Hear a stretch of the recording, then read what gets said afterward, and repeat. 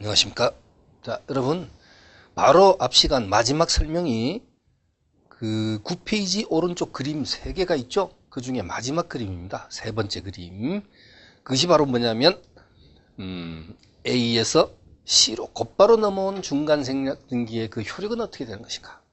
그 사법적 효력은 유효하다는 게 대법원 판례입니다. 물론 그 B를 뭐라고 표현하고 있죠? 여러분 여기 명칭들도 여러분 잘 기억하셔야 되죠? A를 최초 양도인, 그 다음에 B를 중간자, C를 최종 양수인. 물론 이제 직접적으로 매매에서 이루어졌다면 최초 매도인, 중간자, 최종 매수인 이렇게 표현할 수도 있습니다. 그래서 B 중간자의 어떤 탈세 목적 등이 있었을 때는 거기 처벌 규정이 거기 나와 있죠. 이런 것은 여러분이 암기하지 않아도 됩니다. 여러분 시험에 물어볼 성격은 아니다. 그 벌칙 이런 건 암기하지 마세요. 네. 근데 문제는 그 위에 있는 두 개 그림은 뭐냐면 중간생략등기가 그 첫 번째 그림이 뭐냐면 3자 합의에 의해서 중간생략등기가 이루어졌을 때 3자 합의가 무슨 뜻이에요? 최초 매도인, 중간자, 최종 매수인 세 사람의 합의하에서 중간생략등기가 그러니까 3자 합의가 있었을 때는 이때는 최종 매수인이 최초 매도인을 상대로 해서 아직 등기는 지금 A 앞으로 돼 있는 상태예요. 3자 합의가 있을 때는 C가 A를 상대로 해서 직접적으로 등기 청구를 행사할 수 있다. 등기를 넘겨달라고 등기 청구권 방금 전에 공부하셨죠? 앞 시간에. 그래서 등기 청구를 바로 직접적으로 행사할 수 있다. 이것이 바로 뭐냐면 첫 번째 그림입니다. 바로 등기 청구를 행사할 수 있다. 그 다음에 3자 합의가 없을 때는 이때는 중간생략 등기에 대한 3자 합의가 없었을 때는 두 번째 그림, 이때는 C가 A를 상대로 해서 직접적으로 등기 청구를 행사하지는 못하고 B의 A에 대한, 즉 중간자의 최초 매도인에 대한 등기 청구를 C가 뭐 할 수 있다? 대위 행사할 수 있다는 것이 판례의 태도예요. 그러니까 B의 A에 대한 권리를 C가 대신한다. 이거 뭐예요? 대위 행사할 수 있다. 라는 것이 판례의 태도입니다. 그런데 여러분이 오해를 해서는 안 될 것이 뭐냐면 중간생략 등기가 이루어져 C 앞으로 아예 그냥 등기가 넘어와 버렸다. 아까처럼 세 번째 그림처럼 중간생략 등기가 C 앞으로 넘어와 버렸다고 했을 때 이때 3자 합의가 있었을 때에 이 등기가 유효하고 3자 합의가 없었을 때는 이 등기가 무효다. 그거 아닙니다. 그러니까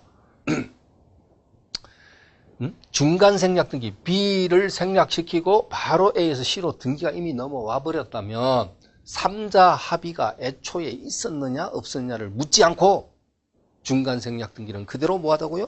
유효하다. 이것이 판례의 태도입니다. 그러면 3자 합의가 있었다 없었다는 것은 어디에서 구별의 실익이 있느냐? 어디에서? 바로 3자 합의가 있었을 때는 등기가 아직 넘어오지 않은 상태에서는 A가 직접적으로 A에게 등기 청구를 행사할 수 있다는 것이고 3자 합의가 없었을 때는 아직까지 등기는 A 앞으로 돼 있잖아. 그죠? 그런 경우에는 3자 합의가 없을 때는 C가 A에게 직접 등기 청구를 행사 못하고 저 그림처럼 B의 A에 대한 등기 청구를 C가 뭐 한다고요? 대위 행사할 수 있다는 겁니다. 그것에 구별의 실익이 있는 것이다. 됐습니까? 자, 이렇게 여러분은 중간생략 등기에 대해서 이렇게 정도로 여러분이 이해해 주시기 바랍니다. 자, 그렇다면 본문 내용을 여러분이 한번 읽어봐 주시고요. 자, 다음 페이지 한번 넘겨보세요. 넘겨보시면 물권법의 강론에 점유권이 있고요. 점유권은 뭐 특별히 여기서 설명하지 않겠습니다. 기본 강의대로 돌리고요. 소유권이 나오는데 소유권에서는 또 뭐니 해도 이 공동소유의 형태, 공유, 합유, 총유 이런 것에 대한 비교 지금 도표가 나와 있는데 이런 것에 대해서 여러분이 또 공부를 하셔야 됩니다. 자, 이거 외에도 여러분 소유권에서는 내용이 많습니다. 뭐 취득시효도 있고요. 그 다음에 뭐 소유권의 취득 원인에 취득시효 말고 뭐 부합이라든가 이런 것들에 대해서 여러분이 또 공부를 해 주셔야 됩니다. 그리고 상린관계라는 것도 좀 따져야 되고, 근데 일단 여기서는 뭐 공동소유 형태에 대해서만 이렇게 제시를 하고 있습니다. 우리가 공유하면 공유, 한자로 쓰면 이제 이 공유가 됩니다. 공동소유, 공유, 그다음에 합유, 그다음에 이제 총유, 거느릴 총자, 총유.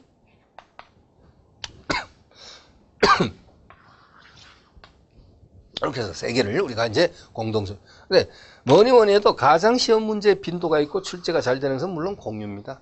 순서는 공유, 합유, 총유 그 순이에요. 출제 빈도로 보면요. 근데 어차피 이제 이 비교해가지고요. 같이 이렇게 이해를 해둘 필요가 있습니다. 그래서 자, 이번 기초 강의 때는 너무 깊이 들어가지 않고 일단 한번 도표를 부담 없이 한번 봅니다. 인적 결합 형태인데 공유는 공동소유자 사이에 아무런 인적 결합 관계가 없는 지극히 개인주의적인 재산 소유 형태다. 지극히 뭐다? 개인주의적이다. 그래서 여러 사람이 한 필지 토지를 뭐 하는 거? 공동 회사에 같은 입사 동기 가불병 세 사람이 처음 뭐 입사해가지고 이런 여유는 없겠지만은 이제 조금 이제 지내다 보면 좀 여유도 생기고 그랬을 때 얘네들이 서울 근교에 뭐 시골에 땅을 한 필지 우리 나중에 여기다가 전원주택 지어서 앞집 뒷집 사이좋게 오손도손 살아보자 이런 목적으로 토지 하나를 한 필지 토지를 세 사람이 공동 투자를 해서 돈을 내서 샀다. 근데 특별히 무슨 이 땅 가지고 동업 어떤 사업을 영위할 것을 목적으로 한 거 아닙니다. 그냥 지금 사두었다가 나중에 그 귀촌 그런 의미에서 귀향은 아니겠지만 귀촌 뭐 이런 의미에서 가서 이렇게 공기 좋은 데서 뭐 살고자 하는 그런 이유 때문에 샀습니다. 그래서 1억짜리 토지인데요. 세 사람이 3분의 1씩 내가지고 샀습니다. 자, 이런 것을 우리는 단순히 뭐라 하냐면 공유라 그래요. 특별히 어떤 공동사업을 목적으로 취득한 것이 아니다. 이해되시죠? 그래서 지분은 방금 든 얘는 3분의 1씩이다. 이렇게 보시면 되겠죠. 그죠? 3분의 1이다. 물론 여러분 등기부에 등기가 들어갈 때는요.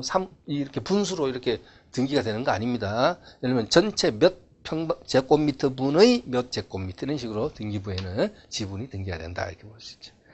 그래서 여러분 그래서 지극히 개인주의적이다. 왜 개인주의적이라는 것이냐고 하냐면요. 바로 밑에 두 번째 밑으로 내려가 보시죠. 각 공자는 지분을 자유롭게 처분할 수 있다.